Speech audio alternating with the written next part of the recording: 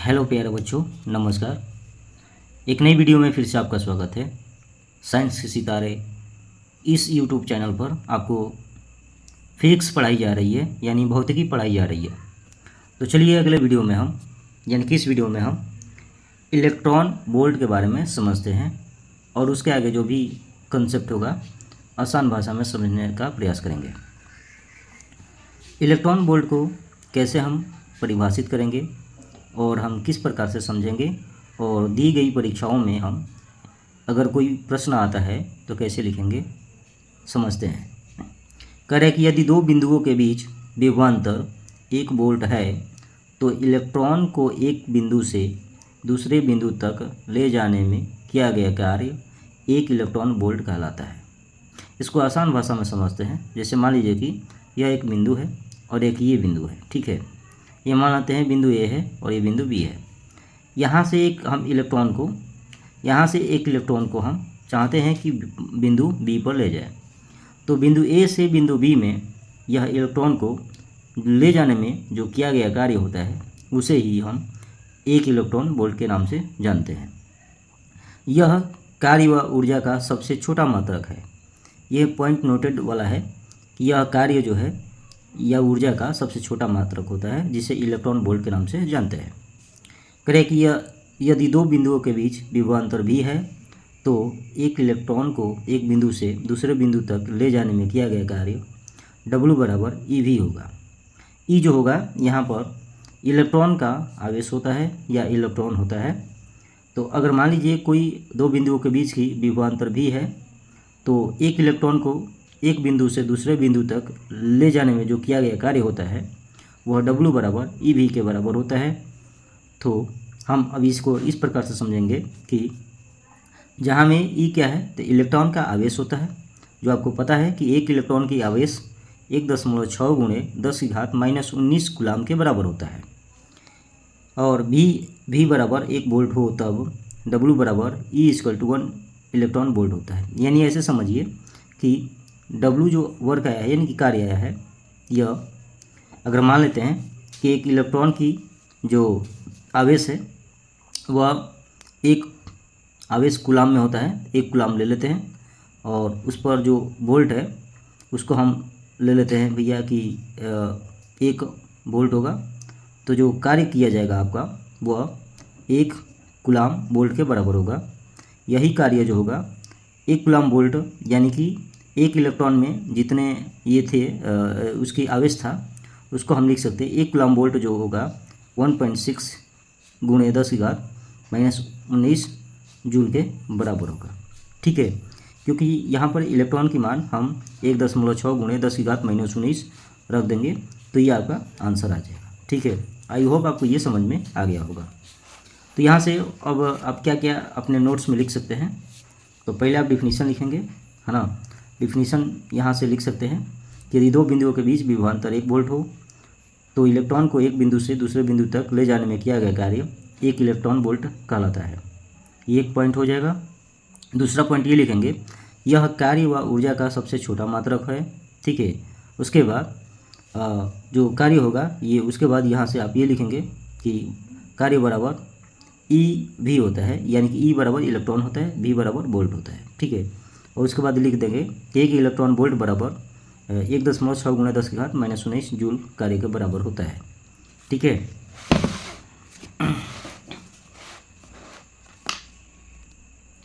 प्यारे बच्चों, अगला कंसेप्ट है विद्युत धारा का तापीय प्रभाव, यानी कि इंग्लिश में इसे हम heating effect of electric current के नाम से जानते हैं। मैं इसको आपको आसान भाषा में समझाना चाहता हूँ कि जब हम कोई विद्युत जनित कोई यंत्र हम चालू करते हैं या इलेक्ट्रिक कोई सामान हम यूज करते हैं तो धीरे धीरे आप देखते हैं कि वो सामान जो है गर्म हो जाता है। तो वही जो इलेक्ट्रिक का इफेक्ट होता है एक हीट के रूप में होता है, तो उसी को विद्युत धारा का तापीय प्रभाव कहते हैं। अब इसको हम किताबी भाषा में समझने का प्रयास करते हैं। करें कि विद्युत धारा के प्रवाह के कारण किसी चालक के ताप में वृद्धि की घटना को विद्युत धारा का तापीय प्रभाव कहते हैं। यानी कि इस आसान भाषा में समझाने का प्रयास करता हूँ कि जब किसी यंत्र में हम विद्युत धारा का प्रवाह करते हैं तो उसके कारण जो उस चालक है या कोई यंत्र है तो उसमें ताप में जो वृद्धि होती है तो उसी घटना को हम विद्युत धारा का तापीय प्रभाव कहते हैं। एग्जाम्पल के तौर पर एक हम आयरन लेते हैं जिससे हम अपना कपड़े को प्रेस करते हैं। तो एक्चुअली क्या होता है कि जब उसको हम प्लग के द्वारा खोसते हैं यानी कि इलेक्ट्रिक सॉकेट में लगाते हैं और लाइट ऑन करते हैं तो धीरे धीरे आयरन क्या होता है, गर्म होने लगता है। हालांकि ये प्रक्रिया तभी हो रही है जब उसमें हम विद्युत में जुड़े हुए हैं। तो ऐसे बहुत सारे एग्जाम्पल हो सकते हैं। जैसे कोई भी बल्ब को हम जलाते हैं तो धीरे धीरे बल्ब क्या होता है, छूने पर गर्म महसूस होता है। ऐसे ही जब पंखा को चलाते हैं तो पंखा को छूते हैं तो भी वो गर्म हो जाता है। तो ये सारी जो प्रक्रिया हो रही है कि जब विद्युत धारा को हम प्रवाहित करते हैं तो वही विद्युत धारा कुछ उसके ताप में वृद्धि कर लेता है, उसी को हम विद्युत धारा का तापीय प्रभाव कहते हैं। तो आप यहाँ से लेकर के यहाँ तक इसका डिफिनीशन लिख लेंगे, ठीक है। जब किसी चालक में इलेक्ट्रॉन गति करते हैं तो ये चालक में उपस्थित परमाणुओं से बार बार टकराते हैं। इस प्रक्रिया में गतिशील इलेक्ट्रॉन अपनी गतिज ऊर्जा का कुछ भाग परमाणुओं को स्थानांतरित कर देते हैं। ऊर्जा के इस स्थानांतरण से चालक के परमाणुओं की गतिज ऊर्जा बढ़ जाती है, जिससे संपूर्ण चालक का ताप बढ़ जाता है। अर्थात विद्युत धारा के प्रवाह से पदार्थों में ऊष्मा उत्पन्न होती है। इसको ऐसे आसान भाषा में समझाते हैं कि जब किसी चालक में हम विद्युत धारा का प्रवाह करते हैं तो विद्युत धारा यानी कि इलेक्ट्रॉन को प्रवाह होने की वजह से होती है, यानी कि आवेशों की प्रवाह की वजह से विद्युत धारा प्रवाहित होती है। तो जब इलेक्ट्रॉन प्रवाहित होते हैं तो जो चालक में उपस्थित परमाणु होते हैं वो आपस में क्या होते हैं, बार बार टकराने लगते हैं, क्योंकि थोड़ा हीट उत्पन्न होती है तो बार बार टकराने लगते हैं। तो टकराने की वजह से जो इलेक्ट्रॉन अपनी गतिज ऊर्जा जो होते हैं उसकी कुछ भाग परमाणुओं में छोड़ देते हैं या दे देते हैं, ठीक है। ऐसे समझिए कि ये दोनों हथेली हो गया। इस हथेली में कुछ मान लीजिए कि इलेक्ट्रॉन है और इसमें भी इलेक्ट्रॉन है। जब ये आपस में ऐसे घर्षण करते हैं तो धीरे धीरे क्या होता है कि आपकी हथेली गर्म हो जाती है। तो ठीक उसी प्रकार से जब किसी चालक में हम विद्युत धारा का प्रवाहित करते हैं तो इलेक्ट्रॉन आपस में टकराते हैं और टकराने की वजह से वही इलेक्ट्रॉन क्या करते हैं, उस परमाणु में अपनी ऊर्जा को दे देते हैं, जिससे उन परमाणु की कुछ ऊर्जा देने की वजह से वो धीरे धीरे तप्त होने लगते हैं, यानी गर्म होने लगते हैं। इसी की वजह से क्या होता है, वो संपूर्ण चालक क्या हो जाता है, धीरे धीरे वो ऊष्मा में बदल जाता है और हमें गर्म महसूस होता है। यही है विद्युत धारा का तापीय प्रभाव। आगे हम देखते हैं कि चालक में उत्पन्न ऊष्मा की माप, यानी कि जो चालक में ऊष्मा निकली हुई थी, यानी कि इलेक्ट्रॉन की प्रवाह होने की वजह से जो किसी चालक में ऊष्मा उत्पन्न हो रही है, अब उसकी हम माप कैसे करेंगे, यानी मापेंगे कैसे, ठीक है। तो मापने के लिए उसकी कुछ फार्मूला होगी, उसको समझते हैं। करें कि मानना किसी चालक का प्रतिरोध R ओम है। प्रतिरोध आप तो जानते ही हैं। प्रतिरोध मतलब होता है करेंट, यानी कि धारा को प्रतिरोध करने विरोध करता है, धारा को प्रवाहित होने से रोकता है, उसको प्रतिरोध कहते हैं। तब प्रतिरोध R ओम है तथा इसके सिरों के बीच विभवांतर हम V वोल्ट मान लेते हैं। यदि चालक में I एम्पियर की धारा 30 सेकेंड के लिए प्रवाहित की जाती है तो चालक में व्यय विद्युत ऊर्जा कितनी होगी, तो उसको निकालते हैं W बराबर VIT। यानी कि अगर उस चालक में विद्युत ऊर्जा निकालने का सिंपल सा फॉर्मूला है, सूत्र है कि W बराबर VIT, यानी कि वोल्ट, करेंट और टाइम तीनों में हम गुणा कर देंगे तो उसमें कितना हम, अतः जो है हम किसी विद्युत यंत्र में कितना ऊर्जा उत्पन्न हो रही है उसको हम निकालने के लिए इस सूत्र का प्रयोग करेंगे। यह ऊर्जा ही ऊष्मा के रूप में उत्पन्न होती है तथा ऊष्मा की माप कैलोरी में की जाती है। अतः यानी कि जो ऊष्मा उत्पन्न होगी उसको हम कैलोरी के रूप में मापते हैं, क्योंकि ऊष्मा हमेशा कैलोरी में मापी जाती है। अतः 1 कैलोरी बराबर 4.2 जूल या 1 जूल बराबर 1/4 कैलोरी होती है। यहाँ की देखिए, यहाँ पर 1 कैलोरी बराबर 4.2 जूल होता है, यह आपको याद रखना है। यहाँ से 1 जूल की मान निकालेंगे तो 1/4 कैलोरी आएगा, ठीक है। यानी कि हम इस प्रकार से लिख सकते हैं कि जो ऊष्मा निकली हुई है वह W के बराबर होगी, यानी कि जो ऊष्मा निकली हुई है वह W के बराबर होगी। तो कैलोरी में उसकी मान कितना होगी, तो ऊष्मा जो निकली हुई है उसमें हम 4.2 से भाग देंगे, ठीक है। तो यानी कि वही ऊष्मा जो होता है वर्क के बराबर होता है, और वर्क में 4.2 से भाग देंगे तो कैलोरी में आ जाएगा। किस में आ जाएगा? कैलोरी में आएगा। इसलिए यहाँ पर लिखा गया है कि W बराबर W बटा में 4.2 कैलोरी। ठीक है। चालक में t सेकेंड में उत्पन्न ऊष्मा, ठीक है, वही t सेकेंड में उत्पन्न ऊष्मा जो होगी इसके ही बराबर होगी, VIT के बराबर होगा। तो वही H बराबर W बटा 4.2 कैलोरी ये होता है। ठीक है। विभवांतर व धारा के पदों में ऊष्मा सभी 7वें में समीकरण 3 का मान रखने पर, यानी कि देखिए विभवांतर के रूप में उसकी कैलोरी की मात्रा कितनी होगी, तो W बराबर VIT होता है। तो जो ऊष्मा की मात्रा होगी ऊष्मा को H से हम रिप्रेजेंट करते हैं, तो VIT बटा में 4.2, यानी कि W के स्थान पर क्या लिख देंगे? VIT। यहाँ पर दिया गया है तो VIT लिख देंगे 4.2 कैलोरी होगा। ठीक है। अब विभवांतर और प्रतिरोध के पदों में ऊष्मा किस प्रकार से बनेगी, उसकी वैल्यू कितनी होगी। तो ठीक है, तो आपको मैंने पिछली वीडियो में बताया था कि वर्क की 3 होती है, यानी कि ऊर्जा जो निकलती है ऊर्जा वह उसको निकालने के लिए VIT का फॉर्मूला यूज करते हैं, या I² RT का फॉर्मूला यूज करते हैं, या V² T/R का यूज करते हैं। तो यहाँ पर कह रहा है कि अगर हम इसे प्रतिरोध और विभवांतर के रूप में लिखते हैं तो देखिए प्रतिरोध विभवांतर तो इसी रूप में होता है, तो V² T/R होगा। तो यही लिखा है V² T बटा में R 4.2 कैलोरी ये होता है। ठीक है। तो ये चीज़ें होती है जो मैं आपको समझा रहा हूँ। विद्युत धारा व प्रतिरोध के पदों में ऊष्मा का मान कितना होगा, तो ये I² RT बटा में 4.2 कैलोरी होता है। कुल मिलाकर बोले तो मैं आपको और आसान भाषा में समझाने का प्रयास करता हूँ। पिछली वीडियो में हमने पढ़ा था कि जो कार्य किया जाता है वह कार्य किसी भी विभवांतर द्वारा कार्य किया गया होता है वो W/VIT के बराबर होता है ना। और इसी को अगर हम ये I² RT के भी बराबर होता है और V² T बटा में R के बराबर भी होता है। ठीक है। V² T बटा में R के बराबर होता है। यही कार्य जो होता है जब विद्युत धारा का तापीय प्रभाव पड़ते हैं तो यही कार्य जो होता है उस ऊर्जा के मात्रा के बराबर होती है। तो ये ऊर्जा जो होती है, अब इस ऊर्जा को हम कैलोरी में मापेंगे क्योंकि ऊष्मा जो होती है कैलोरी में मापी जाती है। तो यहाँ से H बराबर हो जाएगा W बटा 4.2 कैलोरी। ठीक है।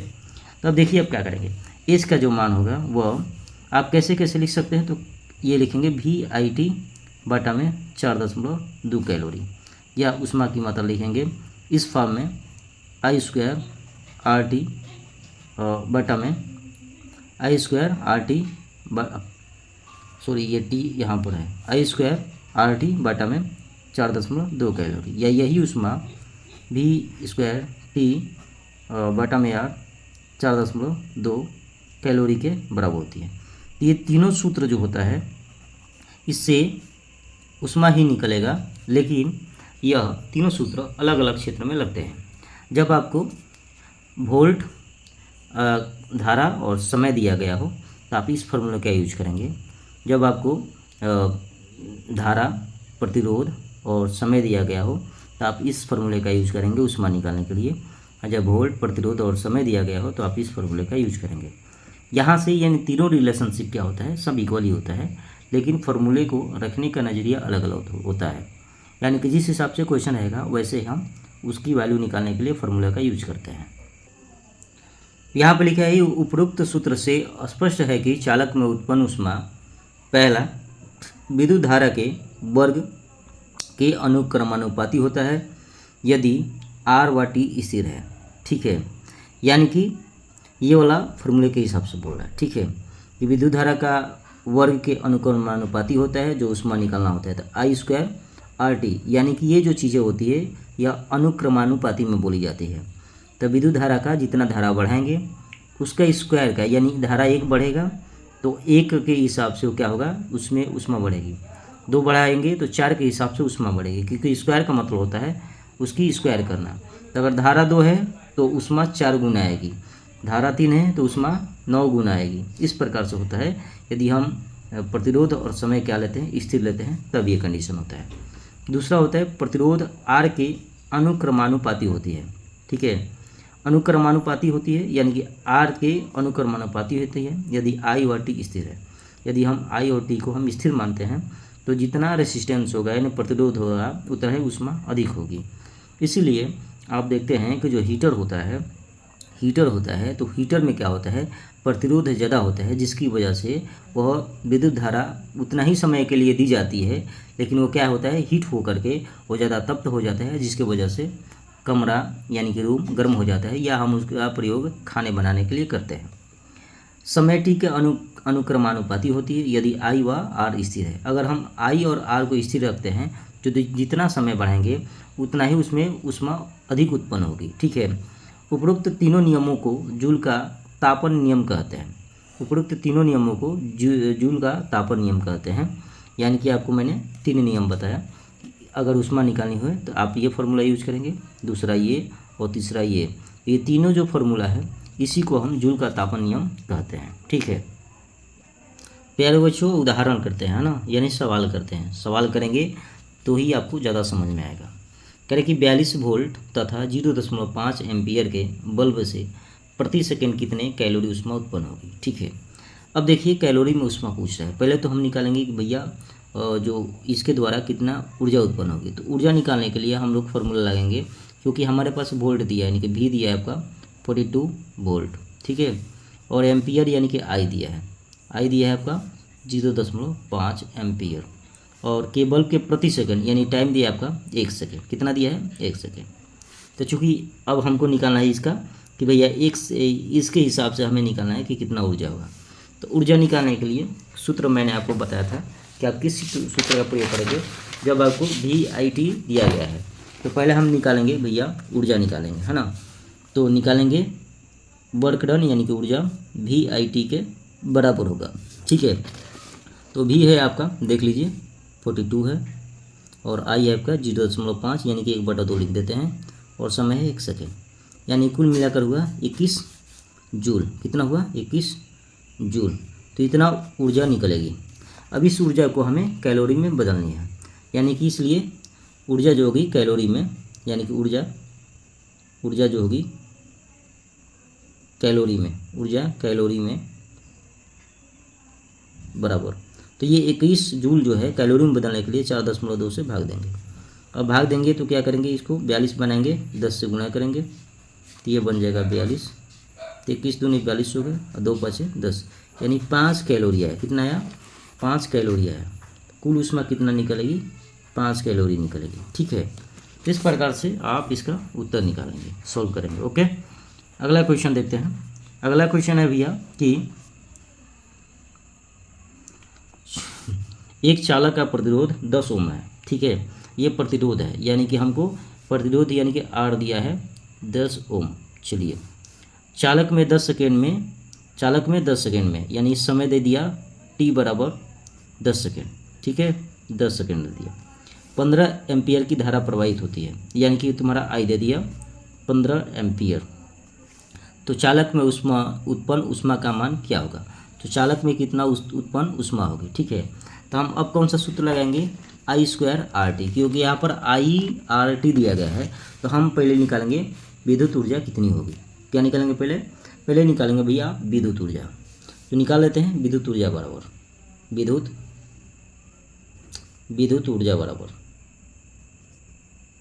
विद्युत ऊर्जा यानी कि इसको बोलते हैं W बराबर, यहाँ सूत्र लगाएंगे IRT।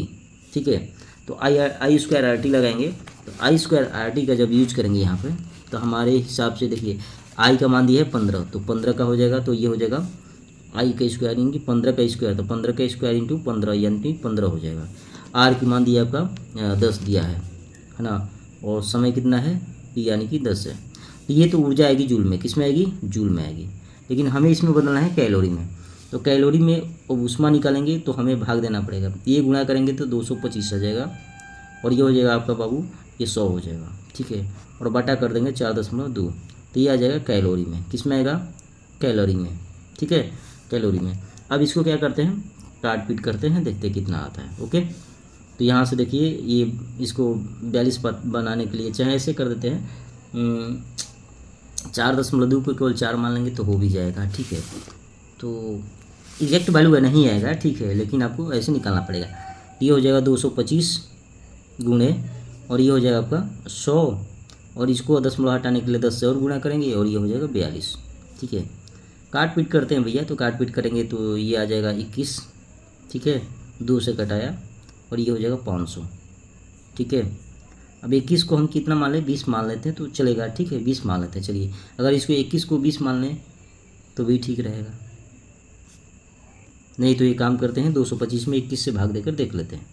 225 भागी 21 कर लेते हैं, 21 का 21 होगा, 1 बचेगा 5, भाग नहीं जाएगा, तो ये हो जाएगा आपका ये यानी कि 5 दूनी 10, यानी कि 6 दूनी 12, 7 दूनी 14, 7 बढ़ जाएगा लगभग, 7 कम 7, 7 दूनी 14, यानी कि 3 बचेगा, फिर आएगा 7, 21 कम 21, यानी कि 9 बचेगा। तो कुल मिलाकर इतना मानते हैं 10.71, और 500 से इसमें कर देंगे गुणा, तो ये हो जाएगा 5 कम 5 है, अब 5 7 35 के 5 हासिल 3, ये 3 हो जाएगा, 5 कम 5 हो जाएगा, और ये डबल जीरो लगा देंगे, और दशमलव 2 अंक छोड़ के लगा देंगे। 53.55 आ रहा है कैलोरी, तो इतना कैलोरी आपका उसमें आ जाएगी 53.55.00, वही 5357.14 कैलोरी आ रहा है। तो हम थोड़ा लगभग में किए हैं, है ना, तो वैल्यू इतना ही आएगा, गलत नहीं है, हालांकि वो भी गलत नहीं है। ठीक है, तो ये दूसरा क्वेश्चन हो गया। तीसरा क्वेश्चन देखिए है कि किसी 8 ओम प्रतिरोध से प्रति सेकेंड 200 जूल ऊष्मा उत्पन्न हो रही है, प्रतिरोध के सिरों पर विभवांतर ज्ञात कीजिए। ठीक है, देखिए ये 8 ओम प्रतिरोध है, तो यहाँ पर R दिया गया है, 8 ओम है। ओके, उसके बाद प्रति सेकेंड 200 जूल ऊष्मा उत्पन्न हो रही है, यानी कि ये तुम्हारा W दिया गया है 200 जूल। ठीक है, ऊष्मा उत्पन्न हो रही है। उसके बाद प्रति सेकेंड यानी टाइम दिया है कितना, 1 सेकेंड प्रति सेकेंड दिया है ना। तो कह प्रतिरोधों के सिरों पर विभवांतर ज्ञात कीजिए, यानी कि V आपको निकालना है। तो आपको पता होगा कि ये तुम्हारा ये कैसे निकलेगा, तो भैया हम जानते हैं कि आपको निकालना है प्रतिरोधों के बीच सिरों का विभवांतर निकालना है, V निकालना है ना। तो ये तो भैया आई स्क्वायर RT होता है। ठीक है, आई स्क्वायर RT फॉर्मूला होता है, H बराबर आई स्क्वायर RT होता है। तो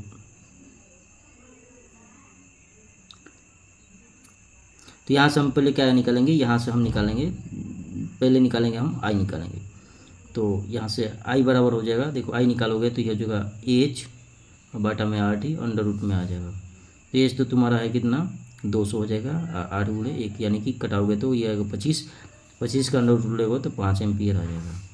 तो V इक्वल टू क्या होता है, IR होता है। तो यहाँ से V का मान हो जाएगा, तो मेरा I का मान 5 आ गया है और R का मान 8 है, तो 5 वाट है 40 वोल्ट हो जाएगा। ठीक है, तो इस प्रकार से क्वेश्चन को डील करेंगे। अगला क्वेश्चन है चेक पॉइंट 19.1 यानी 19.1। पहला है यदि किसी परिपथ के विभवांतर में वृद्धि की जाती है तो विद्युत ऊर्जा पर क्या प्रभाव पड़ता है। देखिए, हम जानते हैं कि विभवांतर और विद्युत ऊर्जा में जो रिलेशनशिप होता है, यानी कि रिलेशन होता है, वो W बराबर VIT होता है। यानी इसका मतलब ये होता है कि विद्युत ऊर्जा विभवांतर के प्रोपोर्शन होता है, यानी कि अनुक्रमानुपाती होता है। जैसे जैसे विभवांतर बढ़ेगा ऊर्जा भी बढ़ेगा, जैसे जैसे धारा बढ़ेगी ऊर्जा बढ़ेगी, जैसे जैसे समय बढ़ेगा ऊर्जा बढ़ेगा। तो अगर विभवांतर में वृद्धि होती है तो विद्युत ऊर्जा पर भी क्या होगा, विद्युत ऊर्जा में भी वृद्धि होगी। ठीक है, तो इसका उत्तर हो जाएगा विद्युत ऊर्जा में भी वृद्धि होगी।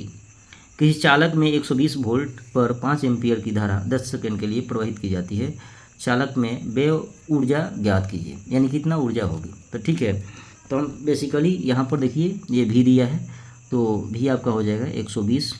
ठीक है, और ये 5 एम्पियर यानी कि I हो जाएगा, और T दिया है 10 सेकेंड।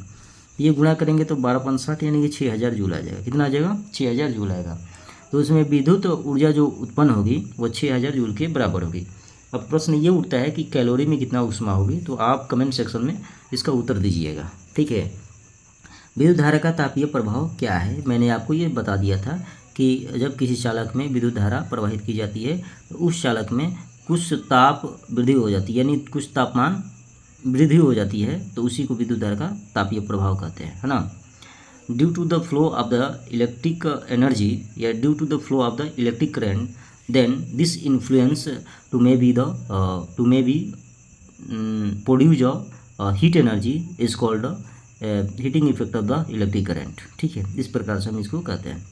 एक विद्युत ऊर्जा का मान 4000 जूल है, इसका मान कैलोरी में परिवर्तित कीजिए। तो ये 4000 जूल को हम 4.2 से भाग देंगे, तो ये 952.38 कैलोरी के लगभग बराबर होगा। ठीक है, आप भाग देकर देख लीजिएगा, क्योंकि मैं बताया हूँ कि जूल को कैलोरी में बदलने के लिए 4.2 से भाग देते हैं। ठीक है, आगे कह रहे हैं कि कुंडली में लगे प्रतिरोध का मान 5 ओम है। देखिए प्रतिरोध है 5 ओम तथा कुंडली के दोनों सिरों के बीच 1 वोल्ट का विभवांतर 5 मिनट तक लगाया जाता है। इससे उत्पन्न होने वाली ऊष्मा का मान ज्ञात कीजिए, यानी कि ऊष्मा की मान ज्ञात करना है। देखिए ये प्रतिरोध दिया गया है, तब प्रतिरोध के हिसाब से चलते हैं। प्रतिरोध है आपका 5 ओम है। ठीक है, कुंडली के दोनों सिरों के बीच विभवांतर कितना है, 1 वोल्ट है और 5 मिनट तक लगाया जाता है। तो देखिए ये कौन सा होगा, सूत्र लगाएंगे हम लोग कि V स्क्वायर I2RT तो नहीं होगा, यहाँ पर प्रतिरोध दिया है। एक्चुअली हम पहले लिख देते हैं, प्रतिरोध दिया है R बराबर 5 ओम। ठीक है, उसके बाद कुंडली दोनों सिरे V दिया आपका ये 1 वोल्ट और समय दिया है T दिया है आपका T है 5 मिनट, यानी 5 मिनट को हम सेकेंड में बदलेंगे तो ये हो जाएगा 300 सेकेंड। कितना हो जाएगा, 300 सेकेंड। सेकेंड में क्यों बदला, क्योंकि देखिए समय का जो मात्रक होता है सेकेंड होता है, इसलिए सेकेंड में बदलना पड़ेगा। तब यहाँ से सोचिए कि आपको कौन सा सूत्र लगाना पड़ेगा। तो हमको तो यही लग रहा है कि भैया ऊष्मा निकालना होगा, तो H बराबर हम ये वाला सूत्र लगाएंगे, V स्क्वायर T बटा में R और 4.2 से भाग देंगे। तो V का मान देखिए कितना है, 1 है, तो 1 गुणे 1 हो जाएगा और T का मान कितना हो जाएगा, 300 सेकेंड हो जाएगा और बटा में 4.2 गुणे और R की मान 5 हो जाएगा। तो कितना हो जाएगा, लगभग 5 10 5 चौका 20 से 21 हो जाएगा, यानी 300 बटा में 21। 300 बटा 21 मतलब कि इसको कटाएंगे तो ये हो जाएगा 100 बटा में 7। 100 बटा 7 बोले तो ये आ जाएगा 14.3 कैलोरी के बराबर होगा। ठीक है, यानी 100 में 7 से भाग देंगे तो ये आपको आ जाएगा 14.3 कैलोरी। तो ये आपका आंसर हो जाएगा। ठीक है, चलिए आगे और थोड़ा बहुत पढ़ लेते हैं, उसके बाद हम लोग इस वीडियो को एंड करेंगे। ठीक है, आगे कर रहे हैं विद्युत धारा के तापीय प्रभाव के व्यवहारिक अनुप्रयोग।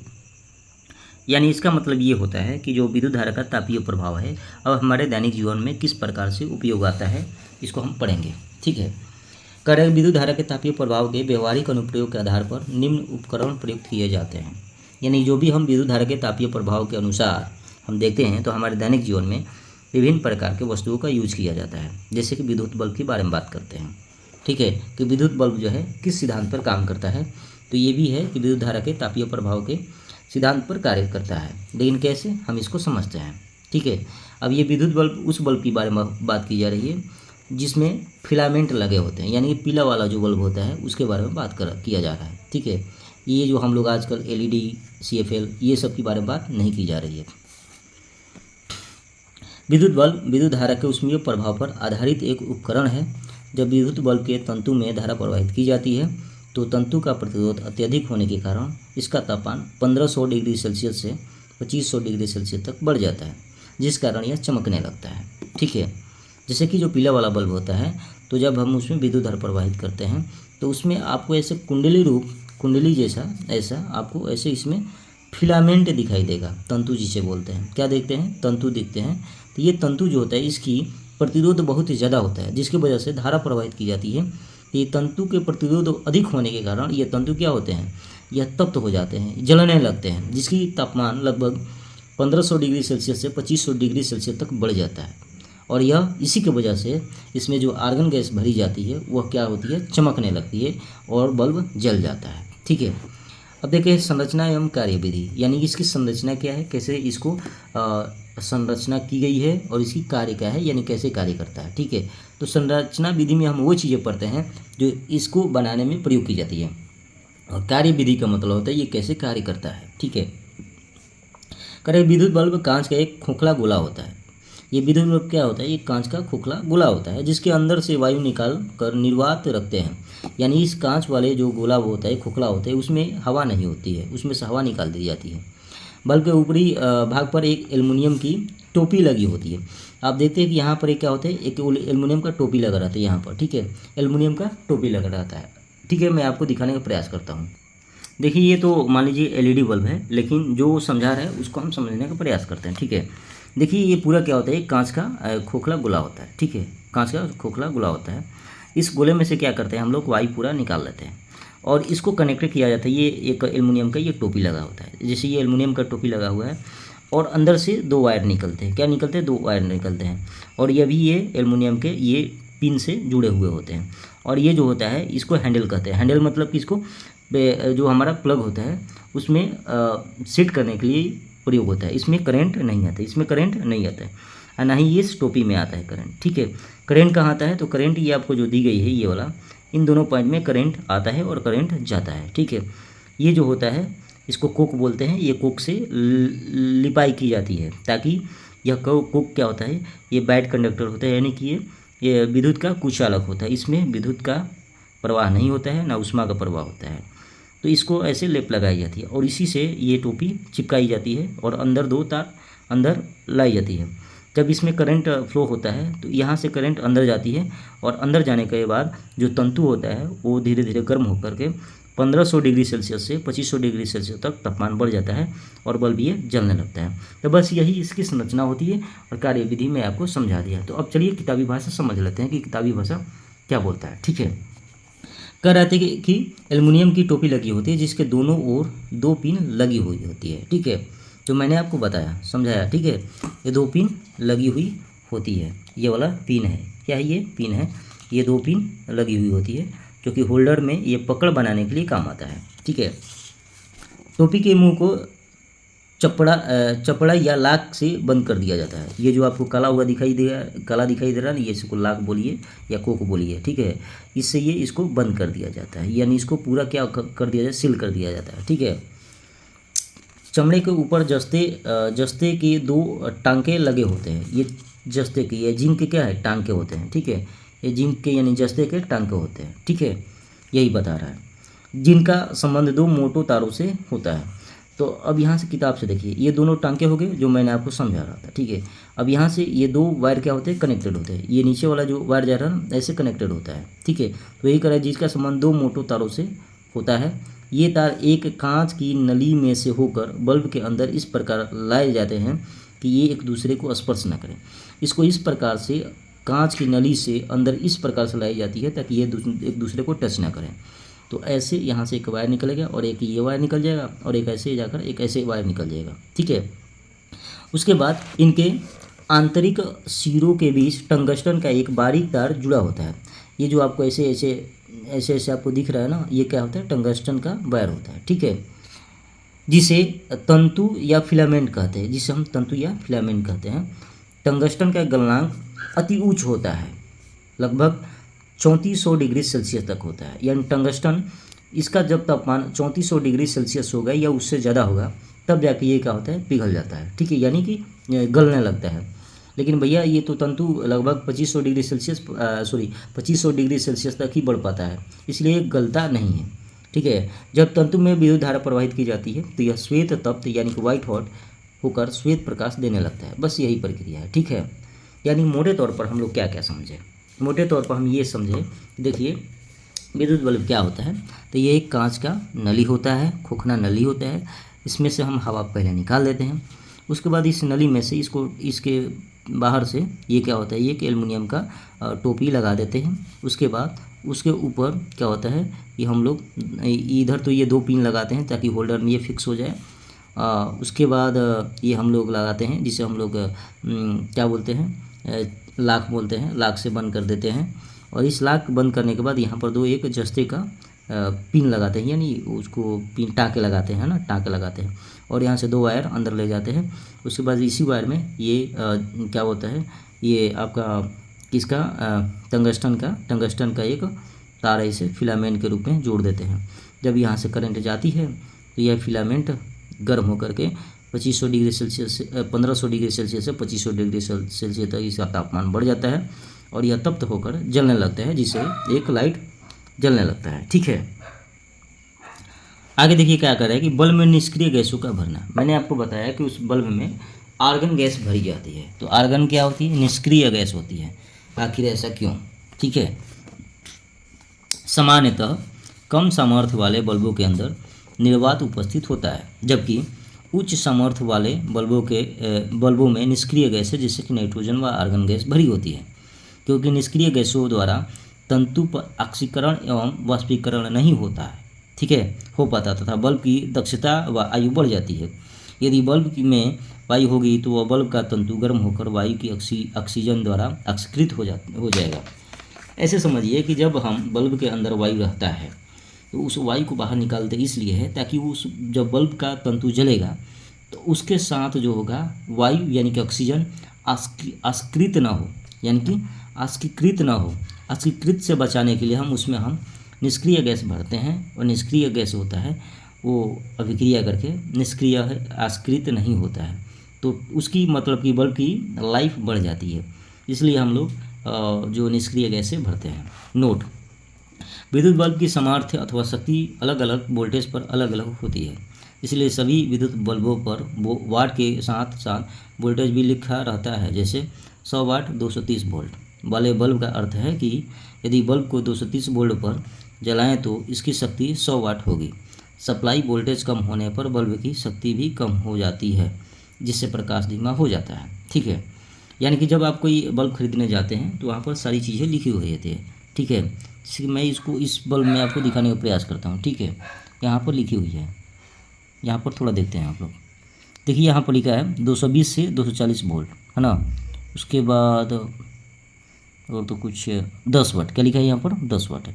यानी कि जब इसकी 220 से 240 वोल्ट पर ये जब विद्युत ऊर्जा को कंजप्शन करेगी तो उसकी क्षमता कितनी होगी, 10 वाट होगी। ठीक है, इस पर लिखा है 10 वाट नियो मैक्स डी सूर्या का ये है बल्ब, है ना, जिसमें इसको 220 या 240 वोल्ट पर जलाना होता है। इसमें 50 हर्ज लिखा है, 50 हर्ज मतलब इसकी फ्रीक्वेंसी होती है ना। उसके बाद 43 मिली एम्पियर होता है, milliampere, made in India, ये सब सारी चीज़ें लिखी हुई जाती है। ठीक है, तो यही बता रहा है कि जब आप बल्ब लेने जाते हैं तो उसमें अलग अलग स्टेज के होते हैं कि आपको कितने वाट का बल्ब चाहिए, ठीक है ना, ये सारी चीज़ें लिखी हुई होती है। ठीक है, जैसे जैसे अगर मान लीजिए कि उसका वोल्टेज कम होता है तो उसकी प्रकाश भी क्या होती है, कम हो जाती है। वोल्टेज ज़्यादा आता है तो प्रकाश ज़्यादा दिखाई देता है। दोष मतलब होता है डिफेक्ट। दोष इसका क्या है, मतलब कुछ भैया कुछ गुण है तो कुछ दोष भी होगा। कह रहे कि यदि बल्ब में ताप 21 डिग्री सेल्सियस से अधिक होता है तो टंगस्टन का वाष्पीकरण होने लगता है तथा यह बल्ब की दीवारों पर जमने लगता है, जिससे बल्ब से बाहर आने वाला प्रकाश धुंधला होने लगता है। ठीक है, आप ऑब्जर्व किए होंगे कि जो हमारे घरों में एलईडी लाइट जलती है वो उसको देखेंगे तो धीरे धीरे आपको उस बल्ब के अंदर कुछ लगे कुछ गिरा हुआ है ना, कुछ बारूद जैसा गिरा हुआ है। तो बारूद जैसा जो गिरा हुआ होता है वह टंगस्टन का वाष्पीकरण की वजह से होता है। जब टंगस्टन का वाष्पीकरण होता है तो धीरे धीरे वो झर करके ऐसे समझिए कि झर के दीवार पर जमने लगता है, और जिसकी वजह से बाहर से आने वाला प्रकाश धुंधला होने लगता है, यानी प्रकाश थोड़ा धुंधला दिखाई देता है। ठीक है, अगला हम पढ़ेंगे विद्युत इस्त्री, जिसे हम इलेक्ट्रिक प्रेस कहते हैं या आयरन के नाम से भी जानते हैं।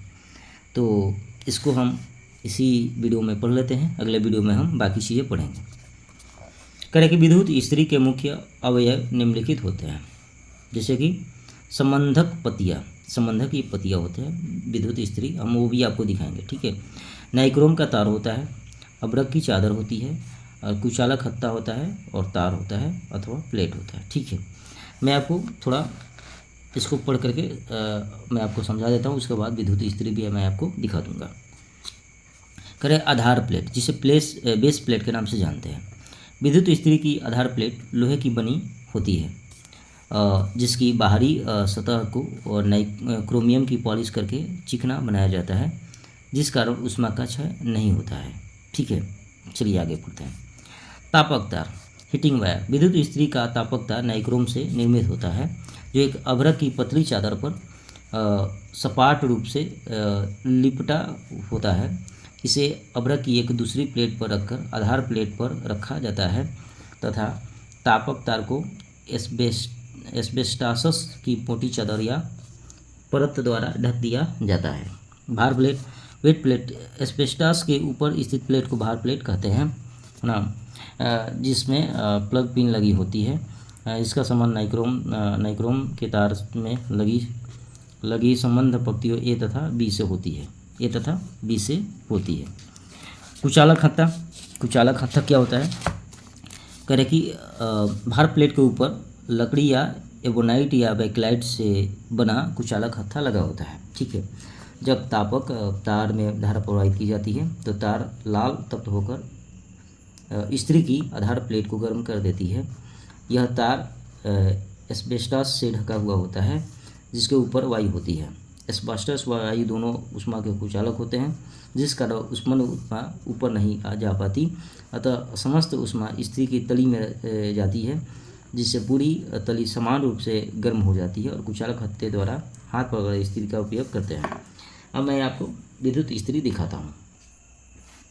तो प्यारे बच्चों, मैं आपको ये एक जीता जागता उदाहरण इस्त्री का दिखाने वाला हूँ। देखिए यहाँ पर जो आपको दिखाई दे रहा है, ये जो निचला प्लेट होता है यह चूँकि उष्मा का सुचालक होता है, और ये जो आपको हत्था दिखाई दे रहा है जिसे हम लोग पकड़ करके इस्त्री या आयरन करते हैं, यह चूँकि जो होता है प्लास्टिक का बना होता है या एस्बेस्टस का बना होता है या बैकलाइट का बना होता है ना। ये क्या होता है, उष्मा का और विद्युत का दोनों का क्या होता है, कुचालक होता है।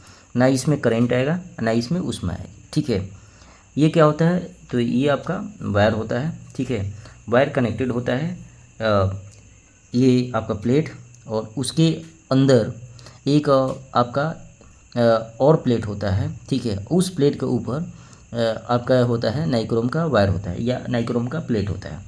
उस नाइक्रोम का प्लेट में ये वायर कनेक्टेड होता है ना। ये वायर क्या होता है, कनेक्टेड होता है। जब इसको हम अपने क्या बोलते हैं बोर्ड में, इलेक्ट्रिक बोर्ड में लगाते हैं, तो इसमें से करंट फ्लो होकर के इसके थ्रू नाइक्रोम वायर के जो नाइक्रोम प्लेट है उसमें जाकर कनेक्टेड होता है। तो नाइक्रोम का जो प्लेट होता है वो तप्त होने लगता है, यानी कि गर्म होने लगता है। जैसे जैसे वो गर्म होता है तो गर्म होते होते क्या होता है, वही गर्मी जो होता है इस प्लेट में आकर के गर्माहट देती है, जिसकी वजह से ये निचला हिस्सा क्या होता है, हमेशा गर्म होता है और ऊपरी हिस्सा में कोई हीट नहीं आता है, कोई गर्मी नहीं आती है। तो ये निचली हिस्सा तप्त होने की वजह से, गर्म होने की वजह से इसका प्रयोग हम लोग क्या करते हैं, ऐसे हाथों में ऐसे पकड़ करके ऐसे इस्त्री करते हैं। तो यही इसका भी क्या होता है, बेसिक कंसेप्ट होता है कि ये किस प्रकार से कार्य होता है, काम करता है। हालांकि इसको मैं आपको खोलकर दिखाने में असमर्थ हूँ। ठीक है, इसके लिए मैं क्षमा चाहता हूँ। ठीक है, क्योंकि भैया ये नया है और ठीक ठाक है अभी यार। ठीक है, इसको मैं मान लो खोल लेता हूँ, तो इलेक्ट्रिसिटी का उतना मुझे जानकारी नहीं है, कहीं बिगड़ जाएगा, दिक्कत हो जाएगा। ठीक है, ओके। तो आप लोग अगर आपके पास होगा तो आप खोल के देख सकते हैं। ठीक है, तो ये होता है। और ये क्या होता है आपका, ये ऑन ऑफ करने के लिए क्या होता है, स्विच होता है। ठीक है, इसको हम रेगुलेट भी करते हैं, यानी कि आपको टेम्परेचर बढ़ाना होगा तो आप ऐसे ऐसे घुमा देंगे तो टेम्परेचर बढ़ जाएगा, घटाना होगा तो आप ऐसे करेंगे तो बेचारा घट जाएगा। ठीक है, ऑफ हो जाएगा। और ये आपको इंडिकेट करता है कि इसमें लाइट है कि नहीं है, क्योंकि यहाँ पर एक लाइट लगी हुई होती है ना। ये तो हालांकि इसका पार्ट्स नहीं है, ये नहीं रहेगा भी तो भी चलेगा। ठीक है, लेकिन इंडिकेट करता है कि हालांकि जो आपका आयरन है यानी कि इस्त्री है, इलेक्ट्रिक प्रेस है, इसमें आ रहा है कि नहीं, है ना, लाइट आ रहा है कि नहीं, तो ये इंडिकेट करने के लिए यूज़ किया जाता है। ठीक है, ओके। आई होप आपको ये सारी चीज़ें समझ में आ गई होगी। ठीक है, तो चलिए मिलते हैं अगली वीडियो में, जिसमें हम लोग और चीज़ें पढ़ने वाले हैं। ठीक है, पढ़ने के तौर पे मैं बता दूं कि आपको क्या क्या पढ़ाने वाला हूं। सो अगली वीडियो में हम लोग पढ़ने वाले हैं विद्युत ऊष्मक या हीटर, इलेक्ट्रिक हीटर के नाम से जानते हैं। ये हीटर आप देखे हैं, मैं आपको हालांकि डायरेक्टली तो नहीं दिखा सकता, इसको ख़रीदना पड़ेगा। तो हालांकि मैं इसको समझाने का प्रयास करूँगा फ़ोटो के माध्यम से। ठीक है, फ़ोटो मैं दूसरी मोबाइल में आपको दिखा कर समझाने का प्रयास करूँगा। ठीक है, तो संरचना एवं कार्यविधि इसका भी समझूंगा। ये सारी जो चीज़ें होती है, ये सारी जो होती है, ये विद्युत धारा का तापीय प्रभाव पर निर्भर है, यानी उसी सिद्धांत पर कार्य करते हैं। ठीक है, तो चलिए मिलते हैं नेक्स्ट वीडियो में। तब तक के लिए अपना ख्याल रखिए, ध्यान रखिए, ऐसे से पढ़ाई करते रहिए। ठीक है, और इस साइंस के सितारे चैनल को थोड़ा प्यार देते रहिए। वीडियो अच्छा लगे तो लाइक करके ज़रूर शेयर कीजिएगा और प्यार दीजिएगा। चलिए मिलते हैं, धन्यवाद।